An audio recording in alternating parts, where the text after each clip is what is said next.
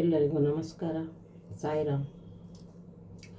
ಈ ದಿನ ಮುಂದುವರೆದು ನಾನು ಸಾಯಿಬಾಬಾರವರ ಸಚ್ಚರಿತೆಯನ್ನು ಓದುತ್ತಿದ್ದೇನೆ. ಎಲ್ಲರೂ ದಯವಿಟ್ಟು ಆ ಬಾಬಾರನ್ನು ನೆನೆಯೋಣ. ಎಲ್ಲರಿಗೂ ಸಹ ಕಷ್ಟ ಕಾರ್ಪಣ್ಯಗಳು ಪರಿಹಾರವಾಗಲಿ ಎಂದು ಹೇಳುತ್ತಾ ಸಾಯಿಬಾಬಾರವರಲ್ಲಿ ಪ್ರಾರ್ಥಿಸುತ್ತಾ ಸಾಯಿರಾಮ್. ಬಿಸಿ ತರ್ಕ. ನಾನು ಶಿರ್ಡಿಗೆ ಬಂದ ದಿನವೇ ಗುರುವಿನ ಅಗತ್ಯತೆ ಬಗ್ಗೆ ನನಗೂ ಬಾಳಾ ಸಾಹೇಬ ಬಾಟಿಯವರಿಗೂ ದೊಡ್ಡ ಚರ್ಚೆ ಆಯಿತು. ನಮ್ಮ ಸ್ವಾತಂತ್ರ್ಯವನ್ನೇಕೆ ಬಿಡಬೇಕು, ಪರರಿಗೇಕೆ ದಾಸರಾಗಬೇಕು, ಗುರುವಿನ ಅಗತ್ಯವೇನು, ನಮ್ಮ ಕರ್ತವ್ಯವನ್ನು ನಾವು ಮಾಡಬೇಕು, ನಮ್ಮನ್ನು ನಾವು ಕಾಪಾಡಿಕೊಳ್ಳಲು ಶ್ರಮಿಸಬೇಕು. ಸುಮ್ಮನೆ ಜಾಡ್ಯತನದಿಂದ ಕುಳಿತರೆ ಅಥವಾ ನಿದ್ದೆ ಮಾಡಿದರೆ ಪ್ರಯೋಜನ ಏನು ಎಂದು ನನ್ನ ವಾದ. ವಿಧಿ ಏನು ಸಂಭವಿಸಬೇಕು ಅದು ಸಂಭವಿಸೇ ತೀರುತ್ತದೆ.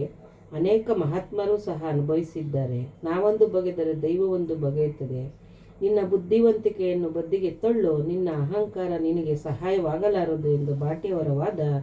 ಈ ರೀತಿ ಚರ್ಚೆ 1 ಗಂಟೆ ಕಾಲ ಆದರೂ ಸಹ ಯಾವುದೊಂದು ನಿಲುವಿಗೆ ಬದಲಾಗಲಿಲ್ಲ. ಇದರಿಂದ ನನ್ನ ಮನಸ್ಸಿಗೆ ನೆಮ್ಮದಿ ಇರಲಿಲ್ಲ. ಅನಂತರ ನಾವು ಇತರರೊಡನೆ ಮಸೀದಿಗೆ ಹೊರಟೆವು. ಆಗ ಬಾಬಾರವರು ಕಾಕಾ ಸಾಹೇಬರನ್ನು ಕುರಿತು ಸಾಟೆವಾಡದಲ್ಲಿ ಏನು ನಡೆಯಿತು, ಚರ್ಚೆಯ ವಿಷಯವೇನು, ಹೇಮಾಡಪ್ಪ ಅಂತ ಏನು ಹೇಳುತ್ತಾನೆ ಎಂದು ಕೇಳಿದರು. ಈ ಮಾತನ್ನು ಕೇಳಿ ನನಗೆ ವಿಸ್ಮಯವಾಯಿತು. ನಾವು ವಾದ ಮಾಡುತ್ತಿದ್ದ ಸಾಟೆವಾಡ ಮಸೀದಿಯಿಂದ ದೂರದಲ್ಲಿತ್ತು. ಅವರು ಸರ್ವಜ್ಞರಲ್ಲದಿದ್ದರೆ ಈ ವಿಚಾರ ಹೇಗೆ ತಿಳಿಯಲು ಸಾಧ್ಯ? ಭವಿಷ್ಯವಾದಿ ಬಿರುದು. ಶ್ರೀ ಸಾಯಿಬಾಬಾರವರು ನನ್ನನ್ನು ಹೇಮಾಡಪಂಥ ಎಂದು ಸಂಬೋಧಿಸುವುದೇಕೆ ಎಂಬ ಯೋಚನೆ ನನ್ನಲ್ಲಿ ಮೂಡಿತು. ಈ ಪದದ ಮೂಲ ಹೇಮಾದ್ರಿ ಪಂಥ.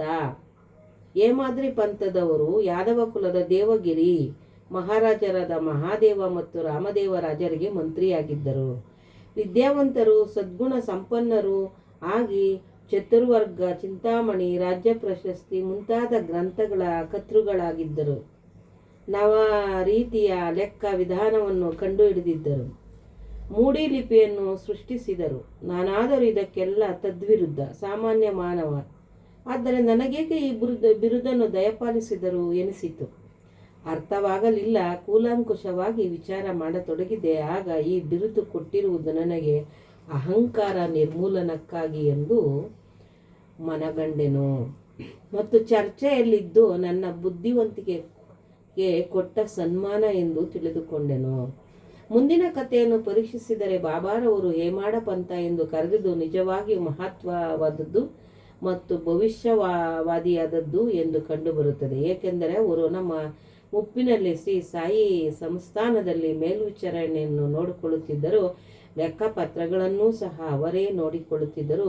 ಆಧ್ಯಾತ್ಮಿಕ ವಿಷಯಗಳಾದ ಜ್ಞಾನ, ಭಕ್ತಿ, ವೀತರಾಗ, ಸರ್ವ ಸಮರ್ಪಣೆ, ಆತ್ಮಜ್ಞಾನ ಮುಂತಾದವುಗಳನ್ನು ನಿರೂಪಿಸಿರುವ ಶ್ರೀ ಸಾಯಿ ಸಚ್ಚರಿತೆಯ ಲೇಖಕರೆಂದು ಪ್ರಸಿದ್ಧಿ ಪಡೆದರು.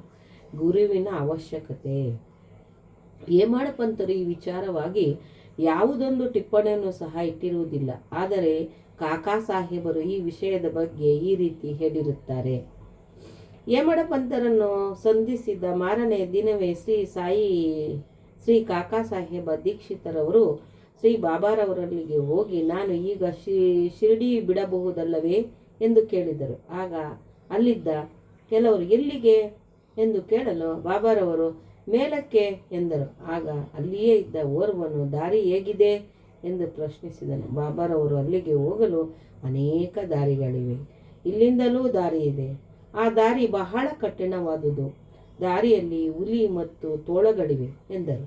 ಅದಕ್ಕೆ ನಾನು ಬಾಬಾ ನಮ್ಮೊಂದಿಗೆ ಮಾರ್ಗದರ್ಶಕನನ್ನು ಕರೆದುಕೊಂಡು ಹೋದರೆ ಒಳಿತಲ್ಲವೇ ಎಂದು ಕೇಳಲು ಬಾಬಾರವರು ಆಗ ಕಷ್ಟವಿಲ್ಲ.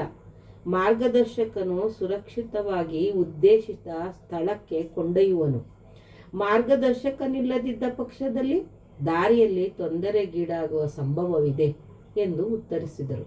ಈ ಉತ್ತರ ಅಲ್ಲಿಯೇ ಇದ್ದ ದಾಬೋಲಕರವರ ಗುರುವಿನ ಅಗತ್ಯವಿದೆಯೇ ಎಂಬ ಪ್ರಶ್ನೆಗೆ ಉತ್ತರವಾಗಿತ್ತು. ಅವರು ಯೋಚಿಸತೊಡಗಿದರು. ನೈಜವಾದ ಪಾರಮಾರ್ಥಿಕ ಜ್ಞಾನ ಸಂಪಾದನೆಗೆ ಗುರುವಿನ ಅವಶ್ಯಕತೆ ಇದೆ ಎಂದು ತಿಳಿದುಕೊಂಡರು. ಉದಾಹರಣೆ, ಅವತಾರ ರೂಪಿಗಳಾದ ಶ್ರೀ ಕೃಷ್ಣ, ಶ್ರೀರಾಮ ಇವರು ತಮ್ಮ ಸ್ವಾನುಭಾವಕ್ಕೋಸ್ಕರ ತಮ್ಮ ಗುರುಗಳಾದ ಸಾಂದೀಪಿನಿ ಮತ್ತು ವಸಿಷ್ಠರಿಗೆ ಶರಣಾಗತರಾಗಲಿಲ್ಲವೇ? ಸಾಯಿ ಪ್ರಣಾಮ್. ಹಾಗೆಯೇ ಸಾಯಿಬಾಬರವರು ಬಹಳ ತ್ರಿಕಾಲ ಜ್ಞಾನಿಯಾಗಿದ್ದರಿಂದ ಇಂತಹ ಆಲೋಚನೆಗಳು ಆಗಿನ ಒಂದು ಕಾಲದಲ್ಲಿ ಎಲ್ಲರಿಗೆ ತುಂಬ ಸಂಕ್ಷಿಪ್ತವಾಗಿ ತಿಳಿಸಿದ್ದಾರೆ. ಇಂತಹ ಕಥೆಗಳನ್ನು ನಾವು ಕೇಳುತ್ತಾ ಓದುತ್ತಾ ಹೋದರೆ ನಮ್ಮ ಮನಸ್ಸಲ್ಲಿರ್ತಕ್ಕಂಥ ಎಲ್ಲ ಒಂದು ವೇದನೆಯು ಇದರಲ್ಲಿ ನಾವು ಅಳೆಯಬಹುದು ಎಂದು ಹೇಳುತ್ತಾ, ಈ ಕತೆ ಕೇಳಿದವರಿಗೂ ಸಹ ಎಲ್ಲ ರೀತಿಯ ಸಕಲ ಸೌಭಾಗ್ಯಗಳನ್ನು ಸಾಯಿಬಾಬಾ ಕರುಣಿಸಲಿ ಎಂದು ಬೇಡುತ್ತಾ ಈ ಒಂದು ಅಧ್ಯಾಯ ಮುಗಿಸುತ್ತಿದ್ದೇನೆ. ಮುಂದಿನ 3ನೇ ಅಧ್ಯಾಯ ಪ್ರಾರಂಭಿಸುತ್ತೇನೆ. ಎಲ್ಲರಿಗೂ ನಮಸ್ಕಾರ. ಮುಂದುವರಿಯುವುದು